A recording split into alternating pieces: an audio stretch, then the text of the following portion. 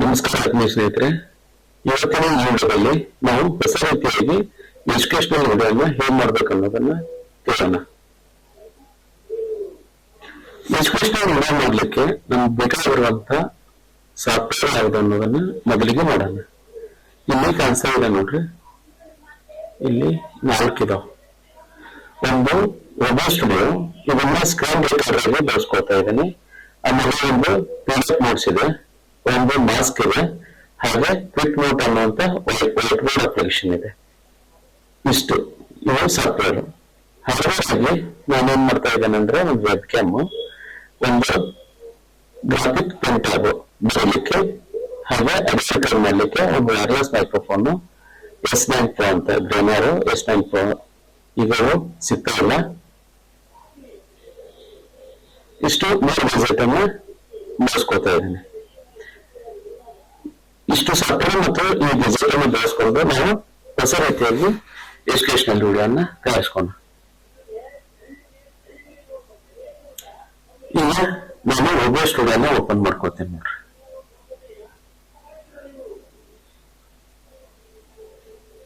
ಈಗ ಒಬ್ಬ studio open ಆಗ್ತಾ ಇದೆ. ನಾನು ಈಗ ಇದನ್ನು ಬಳಸಿದ್ದೇನೆ, ಇವನ್ನ ನಾನು ಡಿಲೀಟ್ ಮಾಡ್ತೇನೆ ಮೊದಲೇ.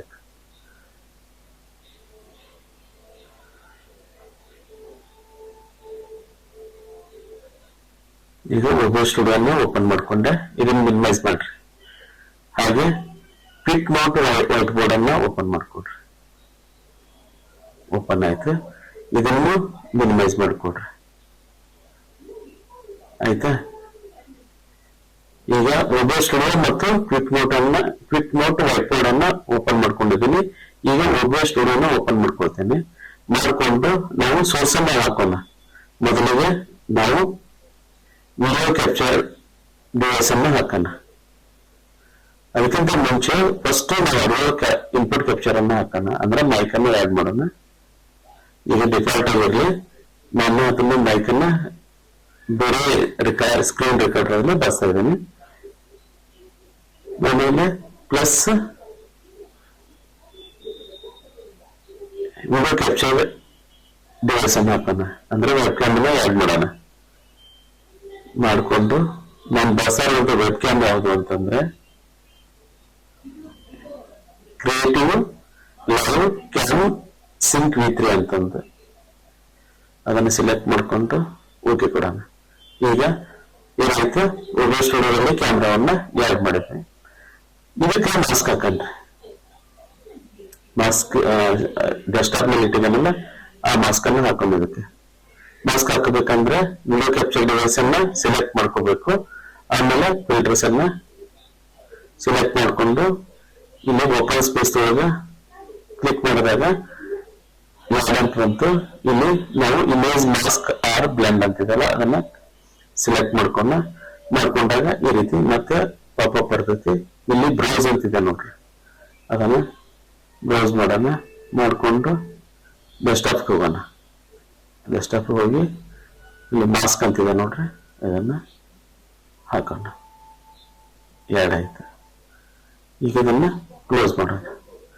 ಕ್ಲೋಸ್ ಮಾಡ್ಕೊಂಡು ಇದನ್ನ ರಿಸೈಜ್ ಮಾಡ್ಕೋತೇನೆ ನೋಡ್ರಿ. ಆಲ್ಟ್ ಬಟನ್ ಇಟ್ಕೊಂಡು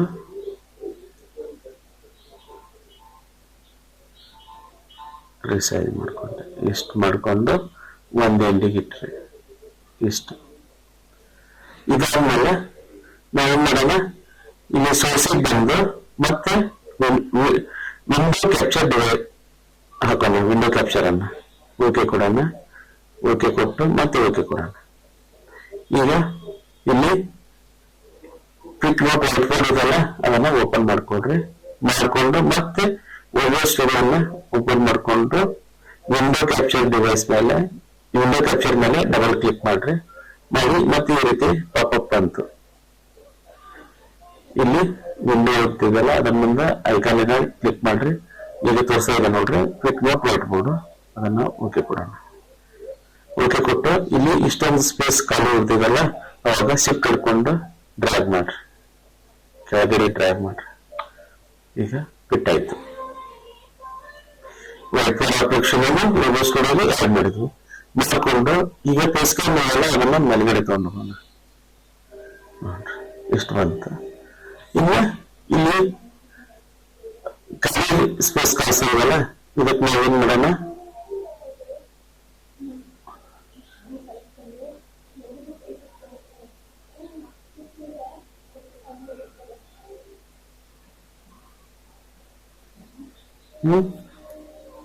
ಇದನ್ನ ಕ್ಯಾಪ್ಚರ್ ಆಡ್ ಮಾಡಿದ್ವಿ. ಇನ್ನು ಇದಕ್ಕ ವೈಟ್ ಬೋರ್ಡ್ ಅಪ್ಲಿಕೇಶನ್ PDF ಅನ್ನ ಆಡ್ ಮಾಡೋಣ. ಅದಕ್ಕೆ ಏನ್ ಮಾಡ್ತೀನಿ ನಾನು, ಕ್ವಿಕ್ ನೋಟ್ ವೈಟ್ ಬೋರ್ಡ್ ಅನ್ನ ಓಪನ್ ಮಾಡ್ಕೋತೀನಿ. ಮಾಡ್ಕೊಂಡು ಇಲ್ಲಿ ಪ್ಲಸ್ ಬಟನ್ ಇದೆ ನೋಡ್ರಿ,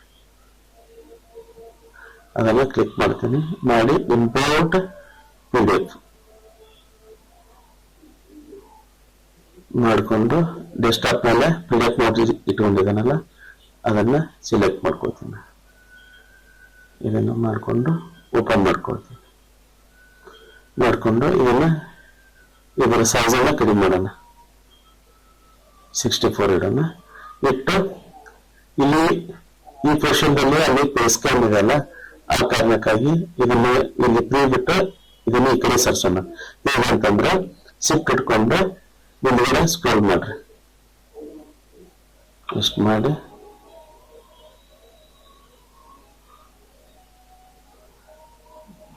ಮಾಡಿದ್ರಲ್ಲ, ಈಗ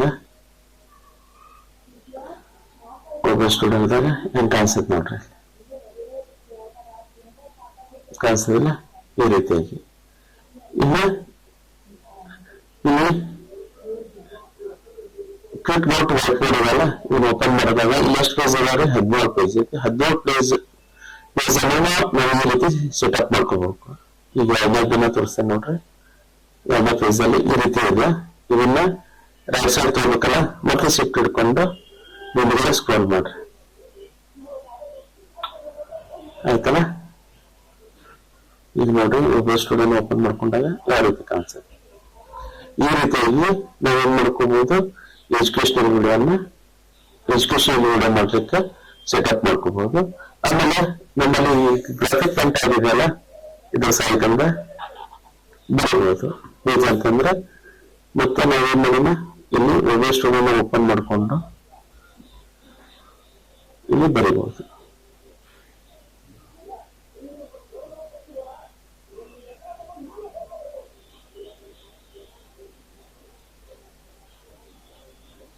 ಈಗ ಬ್ಯಾಟ್ರಿ ಅಥವಾ ಸೆಲ್ ಅಂತಾರಲ್ಲ, ಅದನ್ನ ಸಂಕೇತ ರೂಪದಲ್ಲಿ ಬರೆದಾಗ ಈ ರೀತಿ ಕಾಣಿಸ್ತೈತೆ ನೋಡ್ರಿ. ಇಲ್ಲಿ ಪ್ಲಸ್, ಇದು ಮೈನಸ್. ಇದನ್ನ ಇದು ಅಂತಂದ್ರೆ ಸೆಲ್ಲದ ಅಥವಾ ವಿದ್ಯುತ್ ಕೋಶದ ಸಂಕೇತ ಆಯಿತು. ವಿದ್ಯುತ್ ಬಲ್ಬಲ್ಲಿರುವಂತಹ ಫಿಲಮೆಂಟ್ ಅದ ಸಿಂಬಲ್ ಅನ್ನು ಇಲ್ಲಿ ಈ ರೀತಿ ತೋರಿಸ್ತಾರೆ. ಹೀಗೆ